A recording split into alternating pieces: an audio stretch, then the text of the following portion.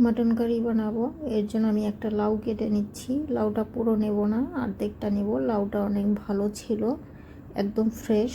ওই জন্য ভাবলাম যে এটা কি দিয়ে বানাবো।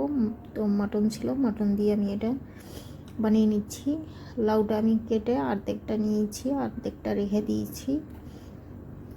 এই যে এইভাবে আমি ডুমো ডুমো করে কেটে নেওয়া হয়েছে। ছিলে ধুয়ে তবে আমি এটা কেটেছি। তো কেটে নিয়েছি লাউ। দানা ছিল একটু বড় দানা, ওটা আমি বেছে ফেলে দিয়েছি। আর এখানে 1 কেজি মটন নেওয়া হয়েছে। তো মটন আমি এখন ম্যারিনেশন করে নিচ্ছি।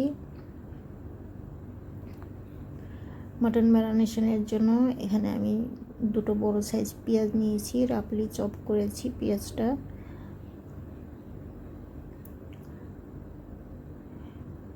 তো পেঁয়াজ দিয়ে দিলাম। আদা চপ, এখানে 2 ইঞ্চি আদা নিয়েছিলাম, একটু রাফলি চপ করেছি। আদা রসুন 1 চামচ আদা, 1 চামচ রসুন, স্বাদ মতো নুন দিয়ে দিলাম।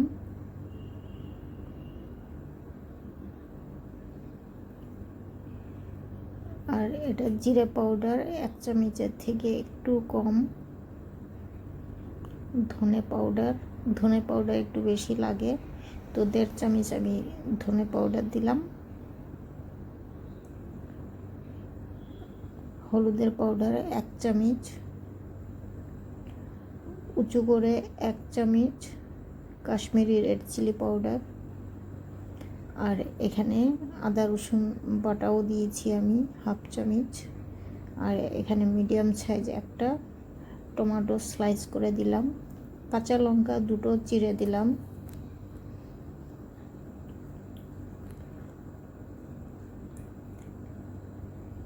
এটা সর্ষের তেল দিয়ে দিচ্ছি আমি, 3 চামচের মতো সর্ষের তেল অ্যাড করলাম। তো এটা হাত দিয়ে এখন ভালো করে মিশিয়ে দেব, যেন প্রত্যেকটা মাংসর পিসের সঙ্গে মশলা মিশে যায়। তেল মশলা ভালো মতো করে এমনভাবেই মিশাতে হবে। এটা আধা ঘন্টা আমি ম্যারিনেশন করে রাখবো রেস্টে। এটা করলে মাংসর ভেতরে নুন মশলা ভালো ঢুকে, তো মাংসের স্বাদ অনেকটাই বেড়ে যায়।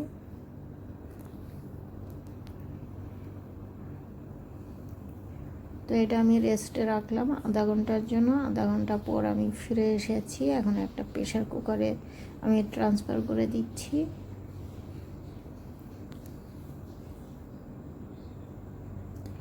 এটাতে বেশি জল দেব না, এই মাংসর থেকে জল উঠবে। আমি এই যে 1 কাপের থেকে কম জল নিয়েছি। আর অর্ধেকটা জল আমি ঢেলে দিলাম, অর্ধেকটা জল বলে মশলা লেগে আছে, এটা আমি ধুয়ে ঢেলে দিয়েছি।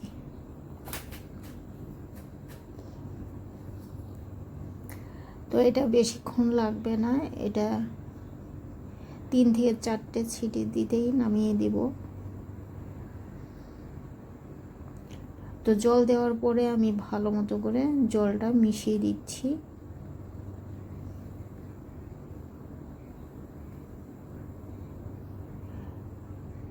তো এই তরকারিটা করতে জল আর লাগবে না, এই জলেই আমার পুরো রান্নাটা হয়ে যাবে।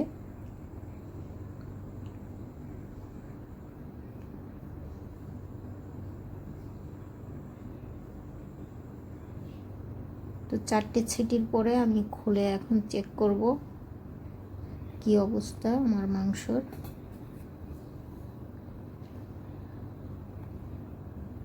তো মাংস সেদ্ধ হয়ে গেছে। এখন আমি জলটা ছেঁকে এক সাইডে রেখে নেব। এই জল দিয়েই আমি রান্নাটা করব। তো এদিকে অ্যালুমিনিয়ামে একটা কড়াই বসিয়ে দিয়েছি। কড়াইটা গরম করার পরেই আমি তেল দিচ্ছি। আর এই রান্নাটা সর্ষের তেলে করব আমি। প্রথমেই আমি 1/2 টিস্পুন গোটা জিরে দিলাম তেলে, একটা তেজপাতা দিলাম,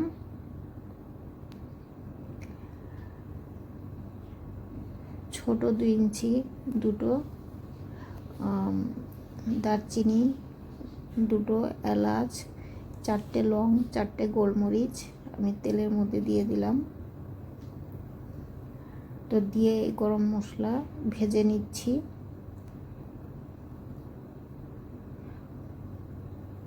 আর এখানে একটা পেঁয়াজ চপ করে রেখেছি, এটা আমি দিয়ে দিলাম। এখন ভেজে নিব গরম মশলার সঙ্গে। গরম মশলা এখানে আমি কম ইউজ করেছি, পরে পাউডার মশলা ইউজ করব বলে। তো পেঁয়াজটা লাল হয়ে গেছে। এখন আমি হাফ চামচ হলুদের পাউডার দিলাম, হাফ চামচ জিরে পাউডার দিলাম, 1 চামচের থেকে একটু কম ধনে পাউডার দিয়ে এই তেলের সঙ্গে আমি মিশিয়ে দিলাম, ভেজে নিচ্ছি। আর এটা টমেটো, রসুন আর রেড চিলি পেস্ট, এই পেস্টটা তরকারিতে দিলে অনেক স্বাদ বেড়ে যায়, কালারটাও খুব ভালো আসে। তো এখানে আমি একটু জল ইউজ করেছি। তো এই যে কালারটা কত ভালো এসেছে। আর কালার আরও ভালো দেখাবার জন্য আমি Kashmiri red chili powder half চামচ ইউজ করলাম।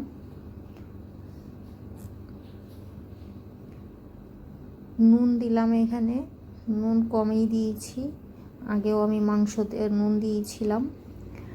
তো আলুগুলো আমি তেলে ভাজিনি, একবারে মশলার মধ্যে আমি কষিয়ে নিচ্ছি। এখানে মিডিয়াম সাইজ 2টো আলু নিয়েছি। আর কেটে রাখা লাউগুলো এখন এই মশলার মধ্যে কষিয়ে নিব আলুর সঙ্গে।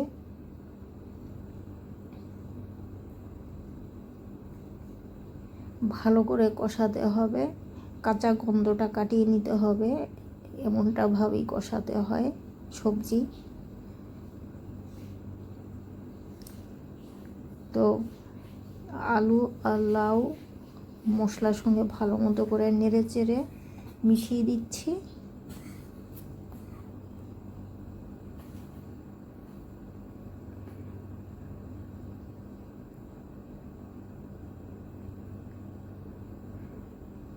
তো কড়াইয়ের মাঝখানে দিয়ে আমি 2 মিনিটের জন্য ঢেকে দেব, যাতে এই নুন মশলা আলু আর লাউয়ের ভেতরে যায়। তো 2 মিনিট পরে আমি ঢাকনা খুলে আবার কষাবো। এই তো তেল উঠে গেছে, আর ভেতরেও মশলাটা ফ্লেভারটা ভেতরেও ঢোকার দরকার আছে, সেটাও এতক্ষণে হয়ে গেছে। তো এই যে মাংসটা সেদ্ধ করে রেখেছিলাম জল ছেঁকে, এই মাংসটা এখন এই সবজির সঙ্গে অ্যাড করে দিলাম। এখন এটা মাংসটা দেওয়ার পরে সবজির সঙ্গে আবার আমি মিশিয়ে নিব। মিশানো মানে কি, এটা আমি কষিয়েই নিচ্ছি ভালো করে। যত কষানো হবে মাংস আর সবজি ততটাই টেস্ট বাড়বে।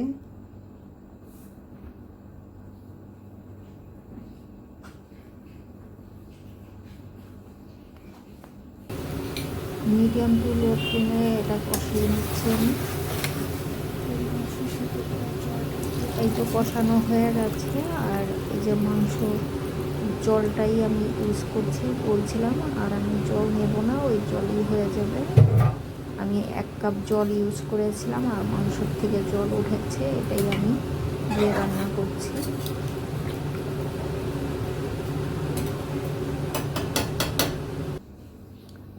তো ভালো মতো করে নেড়ে চেড়ে আমি এখন ঢেকে দেব 10 মিনিটের জন্য। তো 10 মিনিট পর আমি ফিরে এসেছি।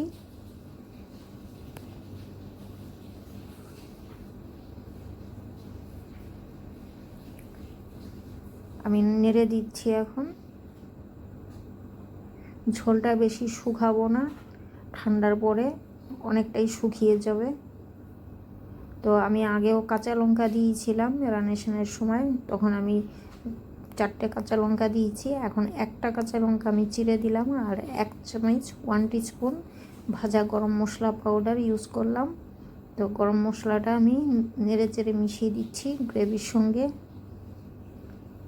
আর এখানে হাফ কাপের একটু বেশি ফ্রেশ ধনেপাতা, এটা আমি দিয়ে এটাও ভালো করে মিশিয়ে দেব, যাতে ফ্লেভারটা মাংসের ভেতরে আর সবজির ভেতরে যায়। কালারটা খুব সুন্দর এসেছে। আর এটা ভাজা জিরে পাউডার, আমি গোটা জিরে ভেজে পাউডার করে নিয়েছি। আমি গোটা জিরে আমি বেশি পাউডার করে রাখি না, যখন ইউজ করি তখনই অল্প অল্প করে ভেজে আমি ইউজ করি। আর এটাতে ফ্লেভার অনেক ভালো পাওয়া যায় ভাজা জিরের পাউডারের। তো জিরে পাউডার দেওয়ার পরে এখানে আমি 2 মিনিটের জন্য ঢাকবো, যাতে ফ্লেভারটা ভালো ঢোকে মাংস আর সবজির সঙ্গে।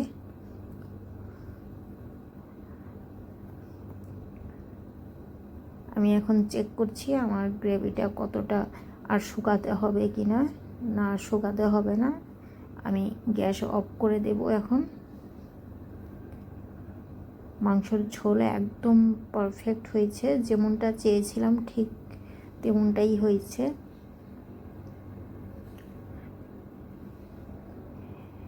তো এখন আমি একটা বোলের মধ্যে একজনের জন্য যতটা লাগবে ততটা আমি নিয়ে নিচ্ছি এখানে। এটাতেই তোমরা বুঝতে পারবে যে লাউ দিয়ে আলু দিয়ে মাংসর ঝোল করলে ঝোলটা কি পরিমাণের মতো রাখা উচিত। আর এটা ঠান্ডার পরে অনেকটাই ঘন হয়ে যাবে।